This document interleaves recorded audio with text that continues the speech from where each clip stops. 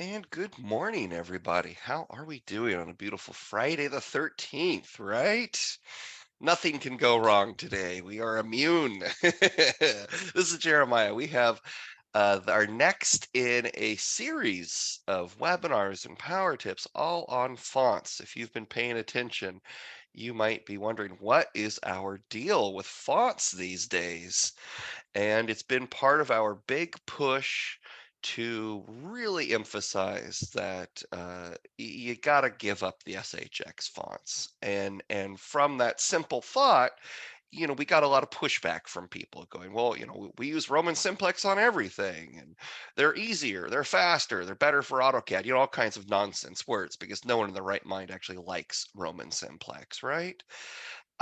But so to move away from SHX fonts, we decided, so we scheduled all these webinars to cover every little aspect of it. And a big aspect of fonts is getting that look of the font you want. And a lot of these architectural inspired fonts are very hand drawn. And anyway, all that research resulted in what you're about to see. We found some really neat techniques and software combinations to make your own fonts. It really is not that difficult, and you can get exactly what you're after.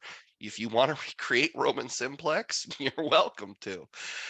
So that's what you're in store for. And you'll also see some of the fonts that we created using these exact techniques. So this is going to be a fun little webinar. It is being recorded, so it'll be available for you to follow through later. And other than that, there is a Q&A button at the bottom. That does stand for questions and answers. Feel free to click it right now, as I'm going to do. I'm going to get it situated on my screen here so I can see everyone's questions. But note that if you do the same, you'll be able to see the answers that we type to other people's questions as well. So it makes a wonderful companion while you're with us on this little ride of fonts. So hop in the boat and let's get going. James, it's time to take it away. Good morning. Thanks for the intro, Jer. Appreciate it. This is me. I'm James. I work on content, manufacture, and video production stuff here at Land Effects. And I've been involved with this font project that's been in the making for a while now. So I'm excited that we get to show it all off to you guys today. Before we hop into the main part of the presentation, I just want to take a quick jump over to our webpage to kind of give you guys a brief overview of some of the fonts that we've now acquired and offered as part of our standard fonts in Land Effects. As Jer mentioned, we've moved away from SHX fonts. That's not to say we don't support them, but all of our Land Effects fonts will be TTFs going forward. So this is kind of a brief overview. We've got 14 new fonts in total, some that are exclusive to Land Effects and some that we've made custom. There's a quick brief rundown of them here. You can see the new fonts that we've included. And as I scroll down this page, you'll get a more close-up preview of each one. So some of these fonts like Graphite, you might recognize that from Adobe, but it's worth noting that Adobe only offers that font in an OTF. So if you want it as a TTF, we're the only shop in town for that font. And it's a very robust font that is beautiful. And we're really happy to be running that as our new default for most of our preference sets. We have the full font family. So there's a bunch of variants of it. You have light and bold, narrow, wide, basically every version of Graphite that you'd want. But we've also gone ahead and recreated or created new fonts such as Architext, because we knew architext.shx was a crowd favorite for some people. We've made our own version that's a TTF, and now not only is it got the advantage of being a TTF, but we've made it with a more robust character set. So no longer will you go to show fractions or something and then not have the character you need. We've also got other fonts such as Chocolate Covered Raindrops, which is a cool font, and Landscape Artichoke that was made in-house by our very own Paul. That font is made in a regular and a bold version. So feel free when you update to go ahead and poke around and check out all the new fonts. There's a lot of really cool ones. we tried to focus on the more handwriting style of fonts to give it more of a handwritten look. And we've got quite a few options here. So we're really excited to roll these out and see what you guys think about them. If we don't have the font exactly that you're looking for, or you want to create your own specific custom font, then that's what we're going to be talking about today. Here's a brief outline of what we're going to go over. We're basically going to touch on some key aspects of a font, the various pieces of a font that you need to consider when you are creating your own. We're going to talk about Calligrapher. Calligrapher is a really cool tool that essentially does all of the heavy lifting of font creation for you. It removes most of the technical aspects of font creation so you can really focus on the artistic and the creative side of creating the font. But essentially what we're going to do is generate a template using Calligrapher and download that template. And then we're going to do our typeface creation. So we're going to be creating the actual letters of the font on the template. This is the stage in the process where you have the most creativity and freedom and the most options when it comes to creating your typeface. You can do it purely digitally on your computer, such as with programs such as Illustrator or Photoshop, or even something simple like Acrobat. Basically anything that you can use to mark up a PDF will get you going. You can take the approach that we did, which is more of a hybrid approach where you use a tablet in conjunction with some digital programs. We love the Remarkable tablet here in-house at Land Effects. We've been using them to great effect. And that's what we're going to showcase today is our workflow using a Remarkable, but it's worth noting that you could also do this on an iPad or a drawing tablet that you use with Photoshop or something. And then another really cool aspect of this is you can print out your templates on the physical paper. If you're one of those more analog people and you want to get a true hand-drawn look, you can quite literally hand draw it. You could use quill and parchment if you wanted. So you really have a lot of creativity and a lot of options when it comes to creating your typeface.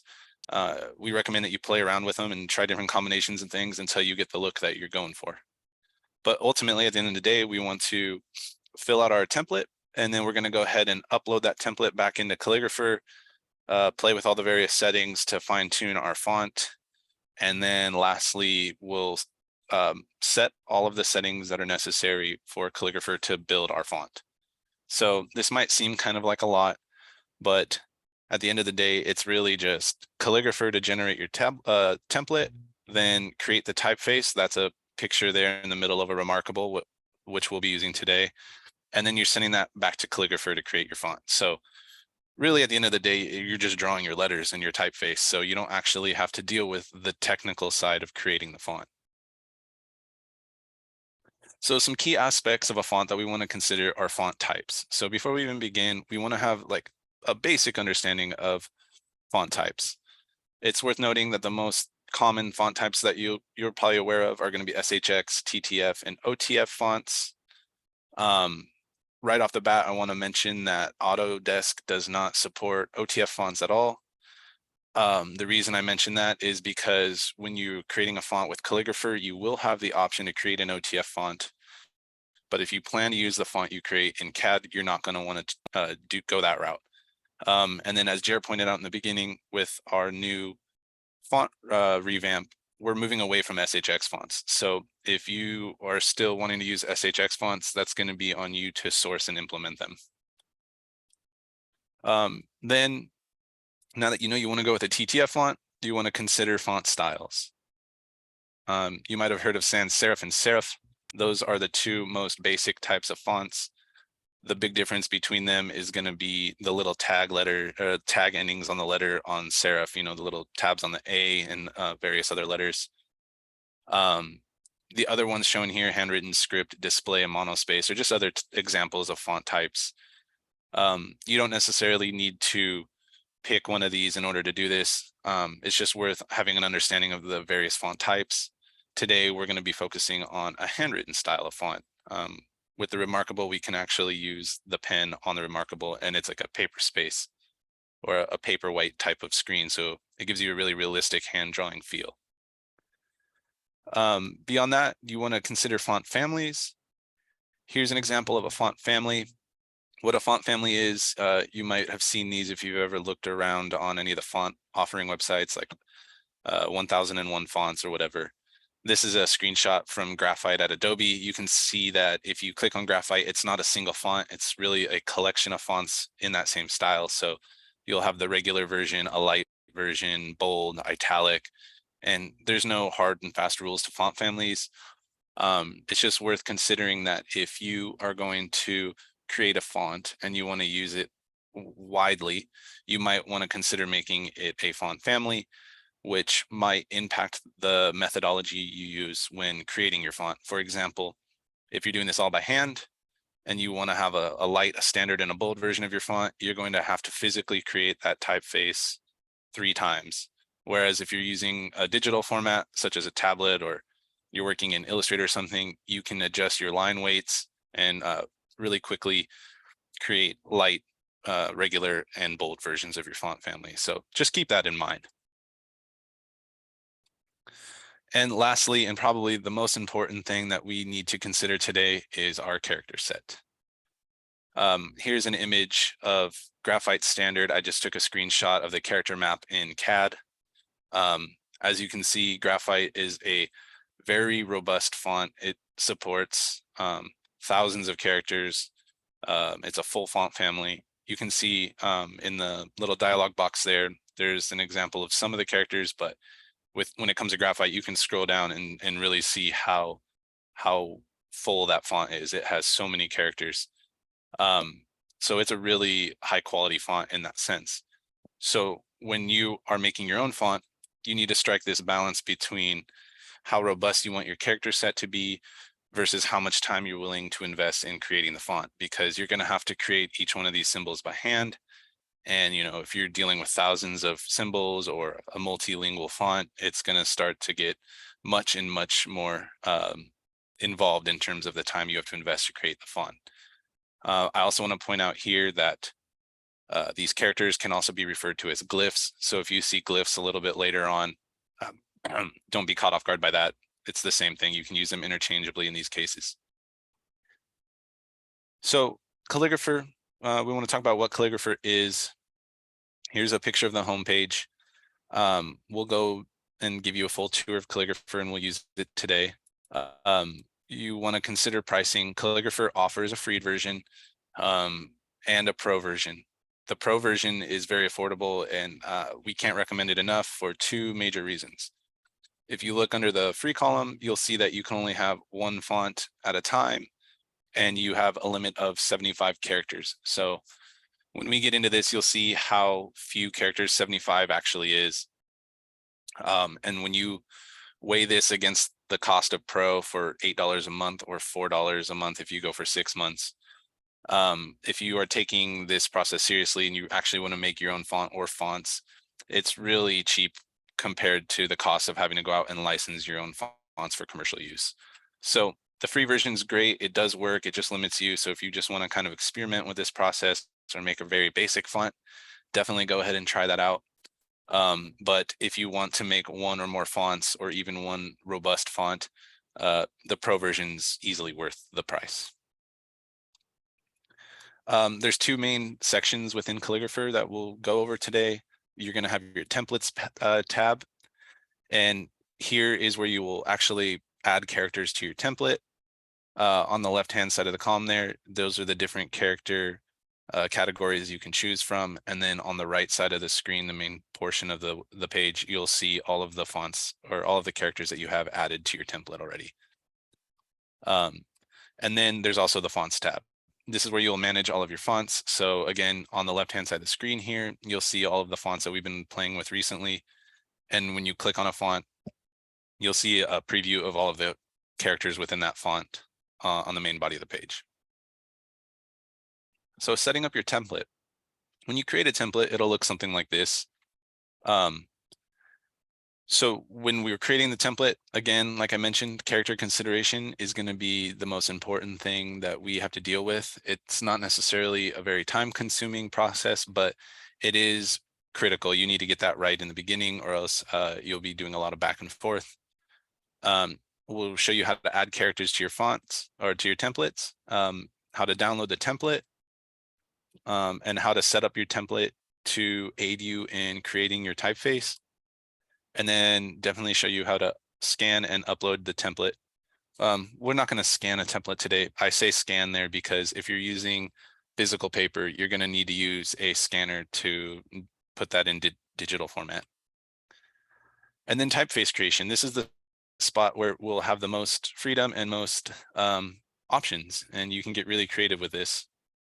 So you can do programs, tablets, paper. The methodology is totally up to you. Today, we're going to show you how to use Remarkable. But again, just wanted to show you some examples of, Photoshop, Adobe, InDesign, Acrobat. All of those could be possible solutions for you. You could use a Remarkable on iPad or pen and paper. And then you want to consider which methodology you choose, not just from the standpoint of which is your favorite, but also does it lend itself to creating font families? If that's something you want to do, you might consider choosing a methodology that'll give you more shortcuts. When you upload your template, you're going to begin by creating a font entry. So you'll create the font on the My Fonts tab. Again, the My Fonts tab will look something like this. You'll want to set the font up. Then you will want to upload the template that has been filled out by you. And it's important that if you are scanning your physical paper or exporting your PDFs from a program, that you condense them into a single PDF. So any template that is going to be making a font, even a basic one, is going to be more than a single page. So you want to compile those so that it's one PDF with, say, 5 pages. You don't want to be uploading 5 individual PDFs. Then we're going to upload it to Calligrapher and go from there. Once the template is uploaded, you're going to want to, what Calligrapher calls, build the font. This is where you have control over certain aspects of your font, such as letter spacing, font size, word spacing, and you can even add metadata.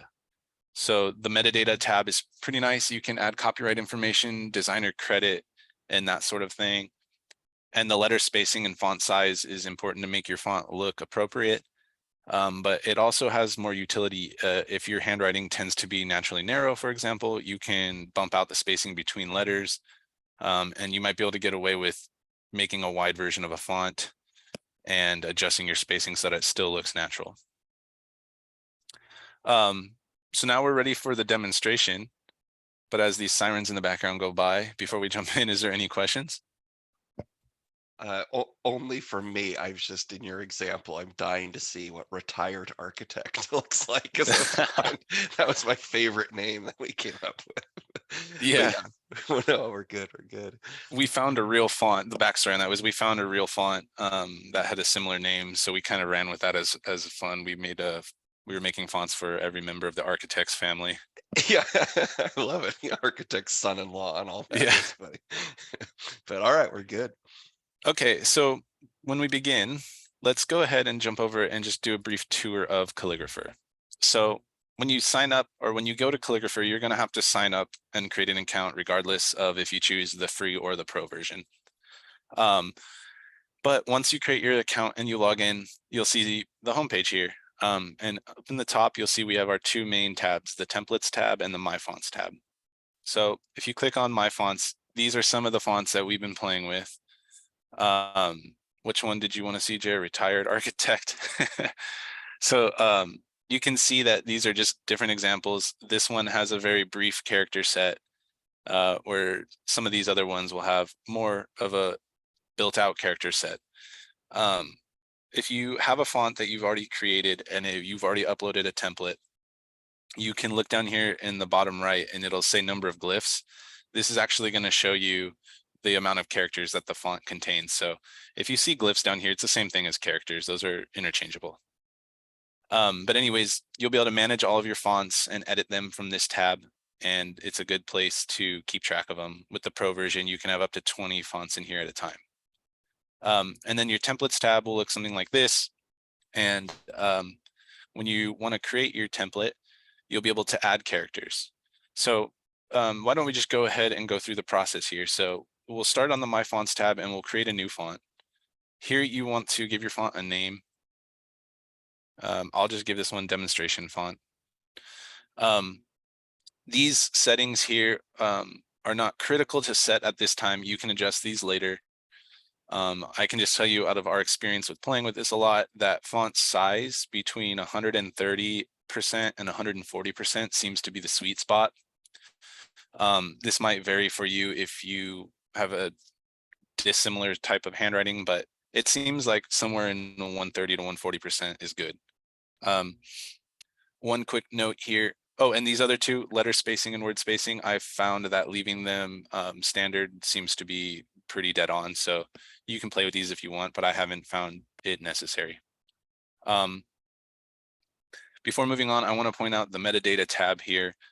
This is where you can set the metadata for your font.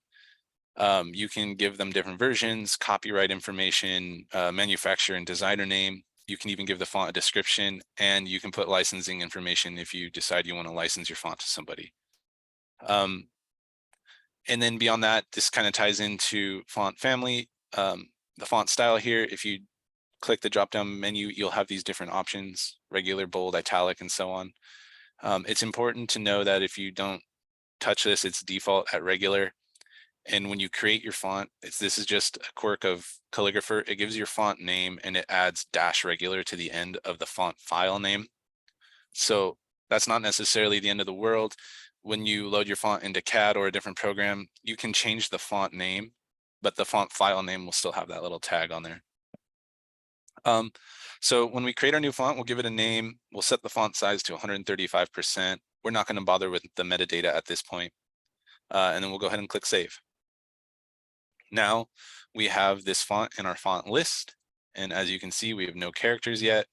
So we can go ahead and create a template that we wish to use for this font. So if we come over to our templates page, you'll see by default it's empty. And on the left here, we have our different types of characters we can add. So this is really nice because it makes building your template much faster than if you had to manually select your characters. So let's start with minimal English. Whenever you add one of these buckets to your font template, you'll see that it highlights them there for you. So it shows you which ones you've already had added. Minimal English is definitely the bare minimum. That's going to give you your uppercase and lowercase alphabet, as well as the basic punctuation you need. You're definitely going to want to add minimal numbers. That's going to be 0 through 9. Minimal punctuation is probably smart as well. Gives you all the basic punctuation you'll need. But let's take a quick look at some of these others. You've got common scripts, everything from Latin to Greek. We're not going to deal with any of those today. Miscellaneous, there's a lot in here that you might want to play with. Common mathematical or basic mathematical is probably worth adding, but I don't think we need those for today's demonstration, but we definitely want to check out the currencies. Currencies, we've found this was a shortcoming in a lot of SHX fonts. They lacked a lot of the currency symbols outside of the dollar symbol. So it's pretty common to see euro or yen or some of these other ones that you might want. And you can see with this very minimal template here, we're already up to an 88 glyph count or character count. So you can get a sense of how limiting the free version really is. In the basics tab, minimal English alone was 60 characters. So right then and there, you're limited to only a few more characters on the free version. And then of course it has full language support. So if you wanted to go all out and make a truly robust font, you could do so, but that's definitely outside the scope of what we're doing today. Anyways, when you get your font characters set, let's say you don't want all of the currency symbols, you just have to simply select one and then you can delete it and it'll remove it from your template. And you can also do a search. We found that sometimes in CAD, in the properties tab, you can copy and paste a character and paste it in here and it'll search it for you. So if you're trying to match another font you already have, that's actually a really useful tool. But at the end of the day, you just want to make sure that you spend the time that you need to really get your template dialed in at this stage, because you can always add to the font later. It's just, if you can get this right in the beginning, then you can just hit the ground running with your typeface creation. So when you have this dialed in the way you want it, all you have to do is say download. And there's a couple of things to note here. Uh, Obviously, the name is important, but it does not have to match your font name. So if you want to use this template for multiple fonts, you can. You just want to make sure you give it a name that makes sense to you. We have been working with PDF format only. I haven't really explored the PNG side of things. I'm sure it works just the same, but PDF has worked well for us.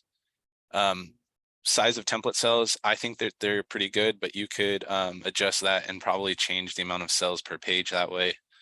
But I like the default. And then these two settings here, draw help lines and characters as background, are very important to me. I like to have both of these on when I create the fonts.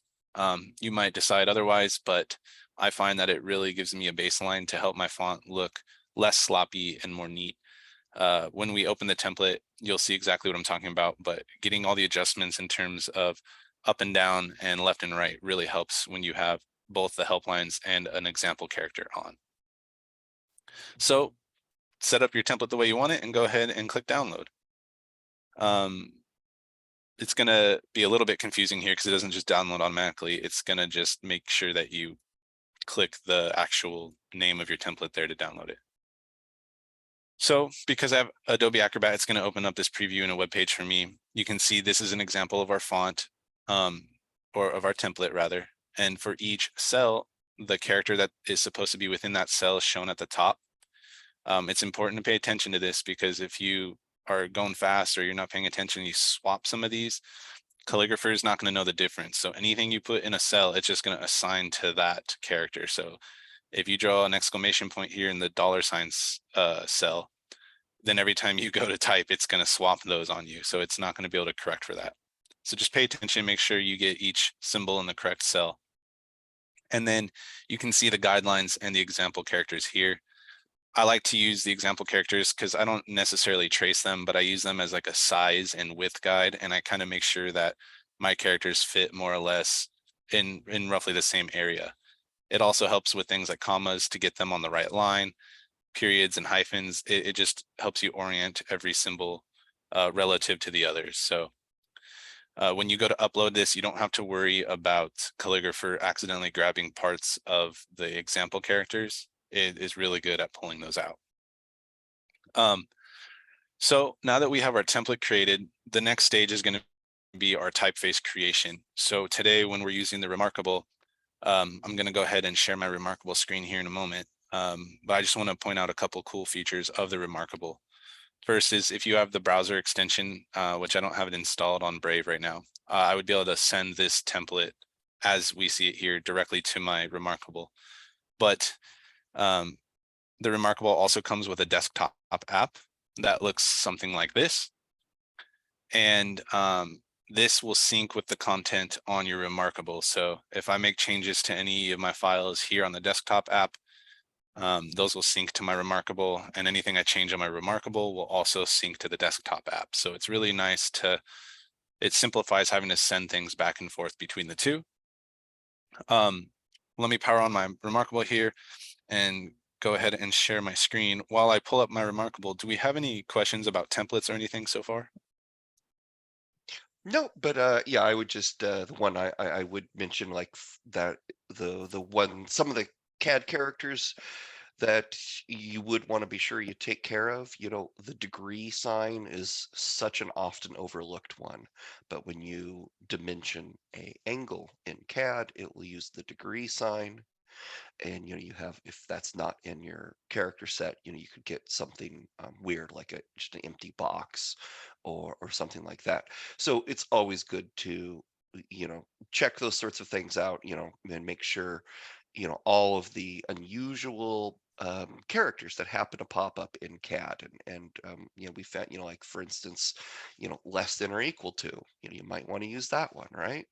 So you really want to kind of ponder, and then of course that's what's great. You get your template set up in Calligrapher, and then you're all ready, and you don't have to always remember those unusual characters. Yeah, it's a very good point. Plus and minus, there's a lot of little characters that are easily overlooked. And so that's why we put the emphasis on the character creation, or the character set, because if you miss those, then you're gonna have to go back and create them, and it just makes it more difficult for you. anyways, you should now be seeing my remarkable screen. So I can write in here. Um, Anything that you put in these cells is going to be put onto your font for each one of those characters. So it's important to be fairly neat. Calligrapher does a little bit of cleanup on its own, but I wouldn't want to rely on that. As you can see here, it's not the best, so excuse my handwriting, but I do have my template already filled out for the most part. So I'm just going to go ahead and show you a couple of pages of this template that I filled out. And I want to make a couple of quick notes that are going to help you create a more accurate font. This is something that we learned through trial and error. I'm going to go ahead and delete some of these so I can show you the creation of a few. When it comes to doing these fonts by hand, it's very easy to end up with a sloppy looking font. And the reason I chose this template and this example out of all of them to show you is because this one is it ends up sort of sloppy. So even though it might look okay here on the template, it just kind of highlights the degree of accuracy you might want to pay attention to. And I want to show you a few tips on that we have found that can help increase your accuracy. So if I fill a couple of these characters out on the remarkable here, I have a few pen options, a few thickness options. I'm just going to go ahead and run with this fine liner pen and the thick option. You can see that if I just freehand my exclamation point, it might be okay, but you can see that my dot wasn't very good. So this is the part where you're going to want to take your time and care to really get these as good as you want.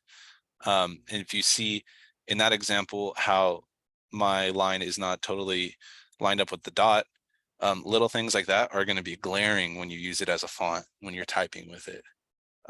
So some examples of things that can help you really increase your accuracy when you're creating these typefaces is having the ability to zoom in. So I can go ahead and I can pinch and I can zoom in on the remarkable and pan. That'll help me be much more precise. And this is exactly why I recommend having the example characters in, because I don't necessarily want to trace those exact symbols, but I do want to use them as at least a rough guideline so that I know I'm taking up approximately the same amount of size and space in the same area as the perfect example. Another thing that we have found to maintain a handwritten or an organic look while also increasing accuracy is copying and pasting as much as possible. A good example might be the pound sign here. If I get one of these vertical lines that is pretty decent, instead of drawing the other one, if I copy and paste it, they both maintain the organic look of being hand drawn, but it gives them some level of consistency so that it looks a little neater. And you can do the same with the horizontal lines here. If I get one that I like, rather than going ahead and drawing another unique one, if I copy and paste this one, it allows me to get a little bit more consistency while still maintaining a hand-drawn look. And you'd be surprised how much this adds up over the course of your font. And when you're talking about over the course of your whole font, it's even worth considering replacing or copying and pasting a portion of a symbol to everywhere that it might apply. So this vertical symbol here on the S, or on the dollar sign rather, if I were to, oh, I need my pen.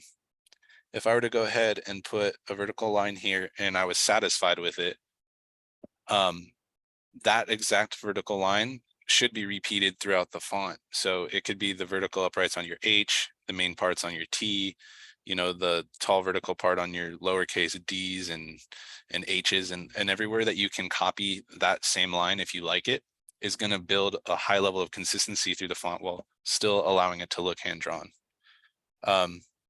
Things with the S, like you don't like that, you better fix it now because it's going to be glaring later on when you actually build the font. So when you're talking about trying to strike a balance between an organic look and a professional tight look, those types of things are really going to add up.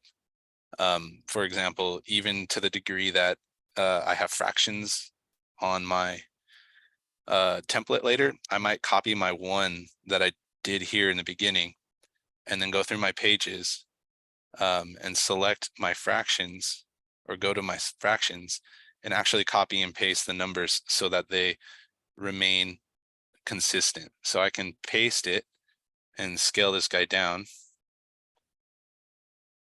Whoa, it's getting big, and kind of fit it in where I want it. And then that way I know I have the same one that is my full size one. And then, you could do the same with um, the slash on your fractions. If you copy and paste it, it's these little things that will add up to make your font look much nicer. And my other one here, I can put it on this fraction as well. And then just for the sake of time, I'll just fill these ones in real quick.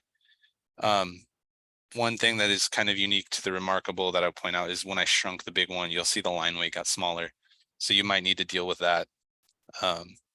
But at the end of the day, you want to take your time here on this part of the process and really get these characters dialed in just how you want them, so that when you compile your font and you build the font, it'll pay dividends. That's when you're going to see all of these little inconsistencies. And it's really kind of an art form trying to find the balance between the organic hand-drawn look and also a font that looks respectable.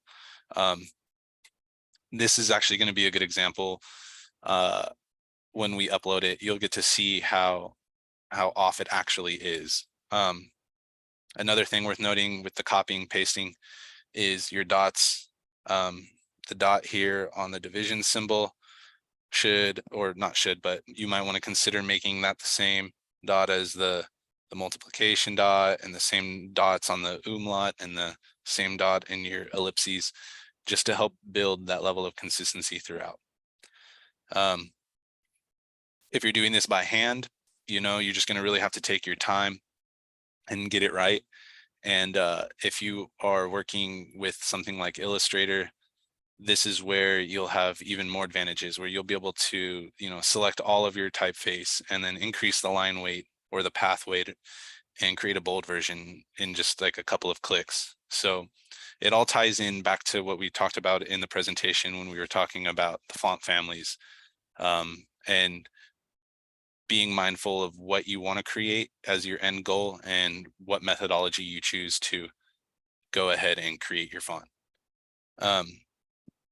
Before we move on to uploading the template and starting to build the font, is there any questions about font creation or about the remarkable or anything along those lines?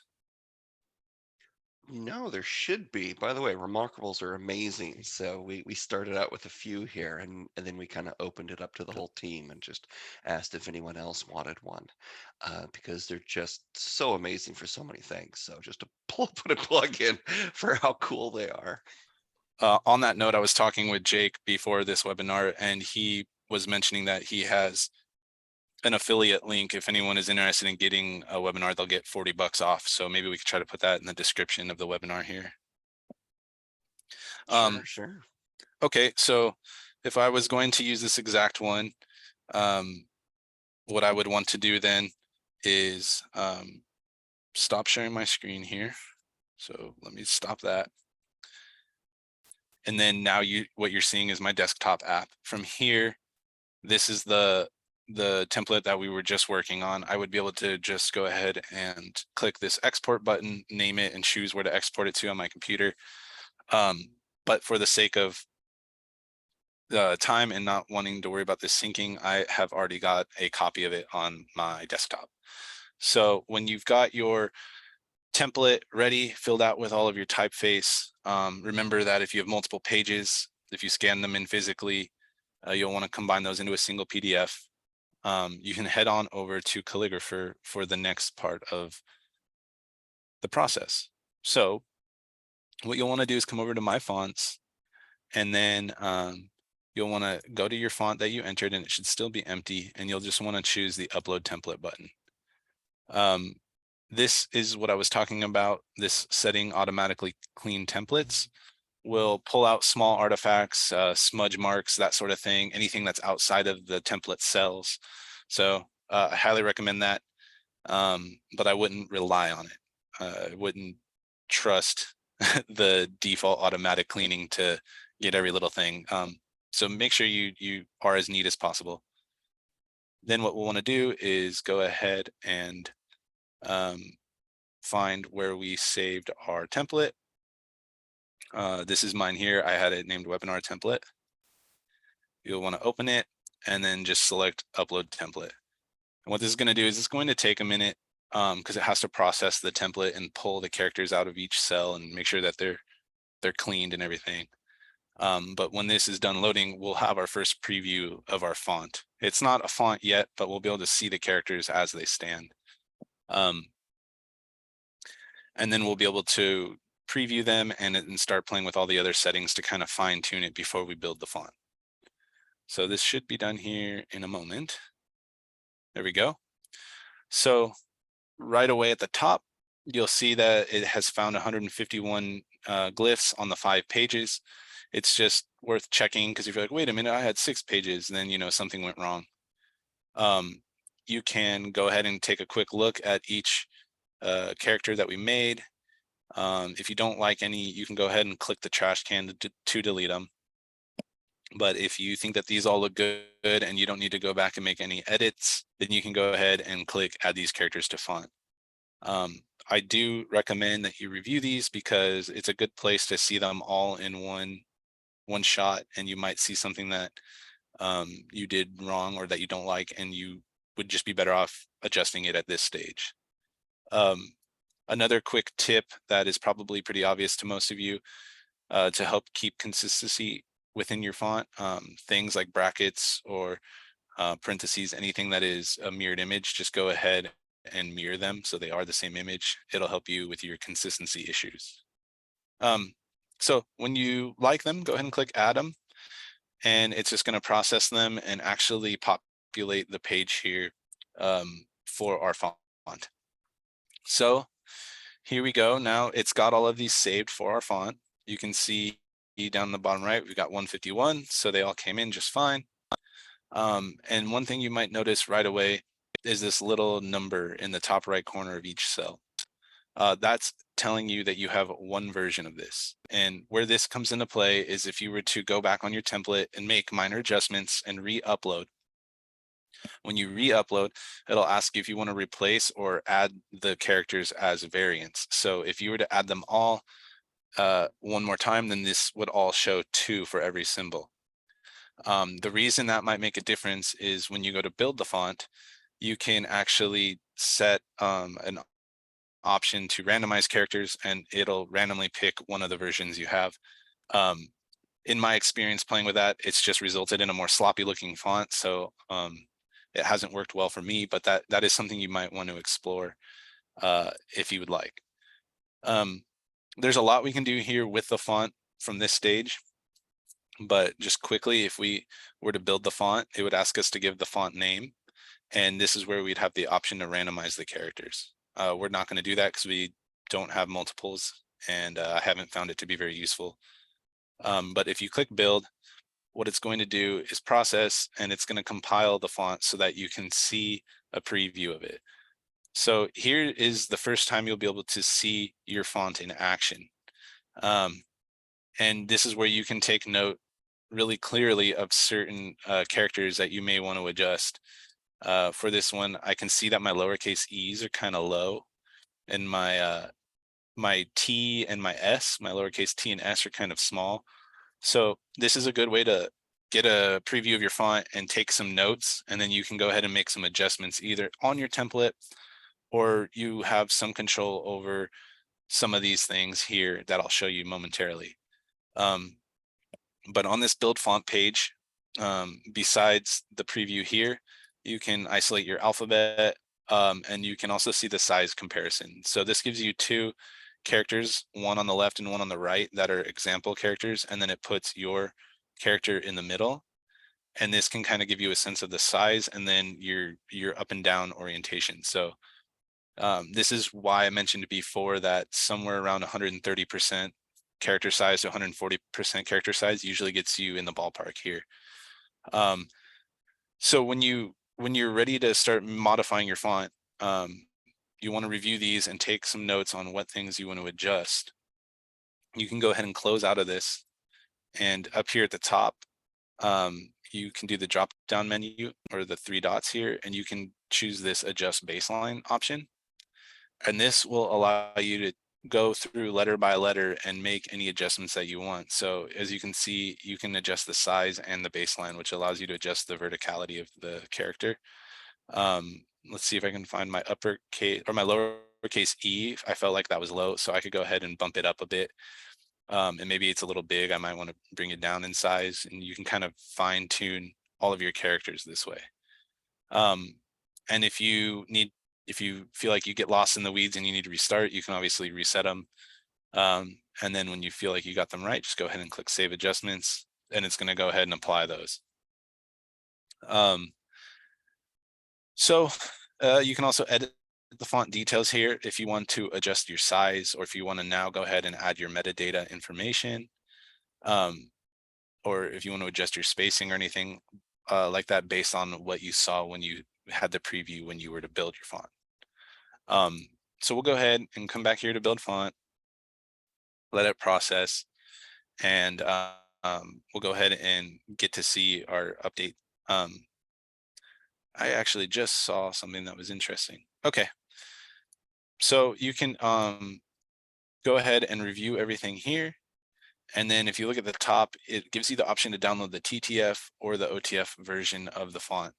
And again, OTF fonts are great. They have really cool features and functionality, but Autodesk does not support them. So if you're trying to use this font in AutoCAD or FXCAD, you're definitely going to want to go with the TTF version. So you can go ahead and click TTF, and you can choose to download this. I'm going to go ahead and leave it as is and save this one to my desktop. You can save it to wherever you would like, but once it downloads, now you have the TTF at your disposal. So before we go into the next phase of this process, do we have any questions about editing fonts in Calligrapher or building fonts in Calligrapher? Nope, we are good. Cool, we're rolling right along. So the next thing you want to do is install your font. I'm going to go ahead and open my Windows here. Installing a font is the same like you would with any other font. You'll want to navigate it. I saved it on my Mac desktop, so let me go ahead and find that really quick. So here's my demonstration font, regular TTF. I can go ahead and right click, and I'll want to choose show more properties and install for all users. Now that font is installed on my computer, and it's ready to use in CAD. It's worth noting that when you're using TTFs with CAD, you want to install the font on your computer because that's where CAD looks for them. It's a little different than an SHX font. So I'm going to go ahead and open this demonstration drawing I have here, and we'll go ahead and see our newly made font in action, and also check out some of the new Land Effects fonts and a couple of features here that we have ready to share with the world that we're excited about. So with CAD loading here, one thing I want to mention is your preference set. You want to make sure that you have either a preference set or whatever preference set that you intend to make the change to active. You don't want to accidentally mess up your Office standard preference set if you're playing with fonts. But if you're implementing fonts and changes, be mindful of which preference set you have loaded. And our new Land Effects preference set is going to be running with that beautiful graphite font. So before we get into it, let's go ahead and open our text manager here. These are going to be my user text styles that I've created. I've created a couple of text styles here that have an LFX prefix so that I can show them off today for this presentation. But if you want to make a new one with our new font, you can go ahead and click new, and you can give it a name. So we'll just do a webinar font. And then you're going to want to set your point size. So we'll just do something like 10. And then I'm going to need to click text to update this definition, and then I can just exit out of the command. Now, when I go into my text manager, I'll have my new text style in here, and I can go ahead and specify my font. So when I click this drop down menu here, you're not going to see your new font in this list. So you're going to want to scroll all the way to the bottom and choose this add new button. Once you're in this new add new button, this is going to see all of the fonts installed on your computer, at which point you're going to need to navigate to select your new font. And what was mine called? I think it was called demonstration font. There it is. So when you find your font in this list, you'll get a little brief preview of it, and you can go ahead and click OK.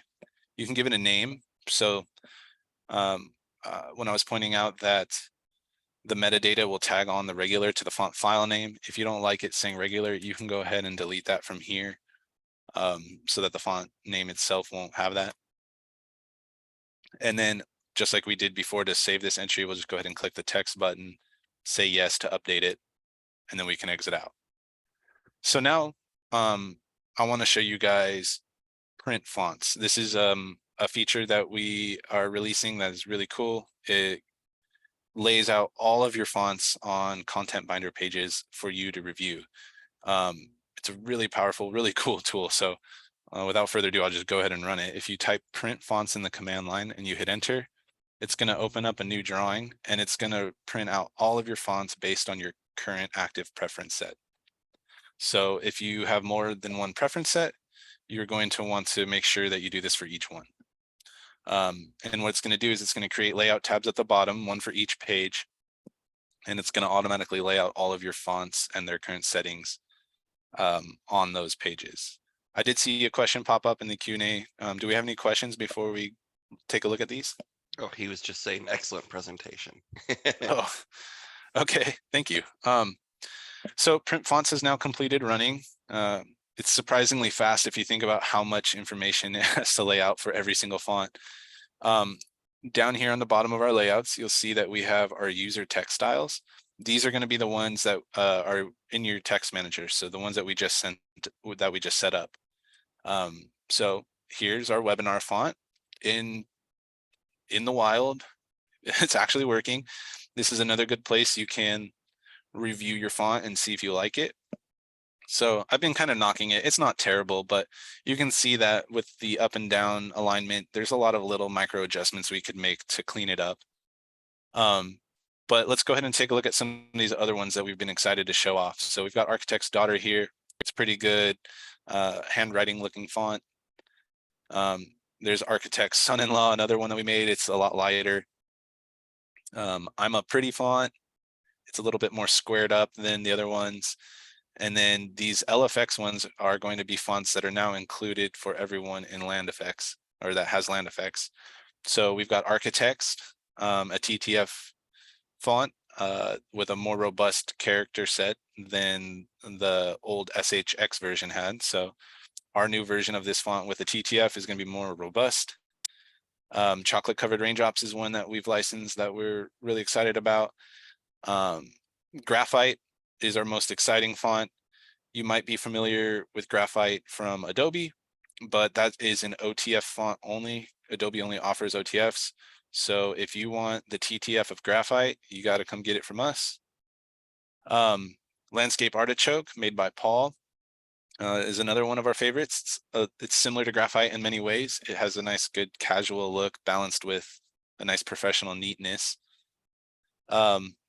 And Markitect is just another one that we had made that I wanted to show off for today. But your user textiles is going to be the page where everything that you've manually set up is going to print. So this is a good place to test out all of the fonts that you experiment with making, or if you have any other textiles that you've set up for your preference set.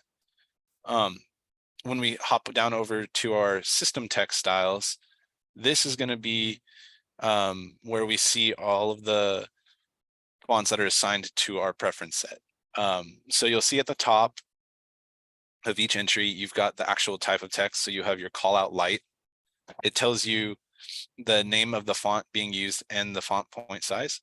And then it gives you an example of the font. So you get your full uppercase and lowercase alphabet, your basic numbers, and your basic punctuation. So you can go ahead and take a look at all these call out text, call out title. And so these are going to be all of your uh, font types in your preference set. And you can see that we've gone ahead and used variations of graphite in various sizes for our new default land effects preference set because we think it looks so good. Beyond that, print fonts will then go and lay out the same similar types of pages for all of your installed fonts. So all of your TTFs on your computer and any SHX fonts that you have lingering around. So what I'll do is I'll go ahead and just click on one of these in the middle. And you can see for your installed fonts here, it's a slightly different layout. And this kind of ties into what we were talking about earlier with your character selection. What you have is the font name for each font entry, and then you have the font file name, which can be different. And then below that, you'll have an example set of characters. So for each one of these fonts, this example set of characters is the same. This is intended for you to be able to compare font to font and then also see if you're missing any of these. This is by no means an exhaustive list of a character set. These are just what we decided were kind of some of the most critical characters that you need in a font. If you don't have these, chances are you're going to run into some issues with your font. You can see here this version of I'm a Pretty font that I have entered. This is one that we've been playing with. But I loaded this up before we had completed the full character set. And this is actually a really good example of what a missing character might look like. Sometimes it'll show up like a rectangle like this. So if you're working on your font and you notice you have some missing ones, you can just go ahead and cross-reference to a different font that has them. It's important to note that this is a TTF, so it's showing you a rectangle where this italic complex below is an SHX. It's more sneaky. Those can show up as question marks, which might be easier to overlook. But if your font's missing these characters, just go ahead and reference one that has it. You can see that it's the superscript 2 and 3 that are missing for both of these. But you can go ahead then and browse through these, and it's going to show you all of the fonts on your computer. And you'll be able to see if any of them are missing some of these critical characters and compare them. You can come up here to the front page and see some of these other fonts. You can see that we've got Architect's Daughter there at the top. And then this version of Architect's Son-in-Law that I'm running is missing the degree symbol. That is one of the most commonly missing characters. So that guy's kind of a red flag you want to pay attention to. But yeah, so when you run print fonts, it's going to go ahead and lay out all of your installed fonts as well as your system fonts and your user fonts. It's a really cool way to check out all of the fonts you have at your disposal. And if you are considering making changes to your preference set, it's really nice to go ahead and print this out or print a few versions of it out and actually have physical copies to compare. With that being said, do we have any other questions? Well, I think we've just wowed people senseless because we really haven't had many questions this webinar. But like I said, yeah, this represented so much work. How many months were we working on fonts? It was a bit, Many. right? But yeah, I do hope you guys liked it. The update that he's talking about is posting today. So you'll be able to use those 14 fonts as soon as today. And other than that, you keep the ideas coming for things you want, for fonts you want, all of those sorts of things. And future webinars, we always, when we run out of ideas of things we're doing, we sit around like, I don't know, what should we do a webinar on? So you're always welcome to give us some ideas for webinars. We really do appreciate that. Beyond that, everyone, I do hope you experiment a little and try to memorialize your own handwriting in a font. Why not? I mean, that'd be kind of a neat look for your office. And have a fantastic weekend, and we shall see you next time.